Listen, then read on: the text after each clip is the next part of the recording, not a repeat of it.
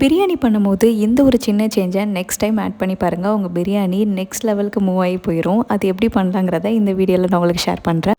எது எப்படியோ பட் பிரியாணி பண்ணுறதுக்கு முன்னாடி எல்லாமே ப்ரிப்ரேஷன் பண்ணி வச்சுட்டு அதுக்கப்புறம் ஸ்டவ் ஆன் பண்ணிக்கோங்க. இஞ்சி பூண்டு பேஸ்ட்டு, புதினா, கொத்தமல்லி இது எல்லாமே ரொம்ப ஃப்ரெஷ்ஷாக இருக்கணும். அதுக்கப்புறம் கடலை எண்ணெயில் வந்து பிரியாணி செஞ்சு பாருங்கள். பச்சை மிளகா, வெங்காயம் இதை ரெண்டையும் நல்லா வதங்கினதுக்கப்புறம் இந்த கலரில் வந்து மாறி வரணும். இஞ்சி பூண்டு ஆட் பண்ணும்போது கீழே அடி பிடிக்காமல் இருக்கணும். அதே மாதிரி இந்த மாதிரி எண்ணெய் பிரிஞ்சு வந்ததுக்கப்புறம் நெக்ஸ்ட் இன்க்ரீடியன்ஸாக நீங்கள் ஆட் பண்ணிக்கலாம். மீட் நல்லா சாஃப்ட் ஆகிறதுக்கு தயிர் வந்து ஆட் பண்ணுங்கள். லெமன் ஜூஸ் ஆட் பண்ணும்போது சாதம் குலையாமல் வரும். அதே மாதிரி ரொம்ப மசாலா ஆட் பண்ணாமல் மிளகாய் பொடி மட்டும் தான் எனக்கு சேர்த்துருக்கேன், வேறு எதுவுமே சேர்க்கல.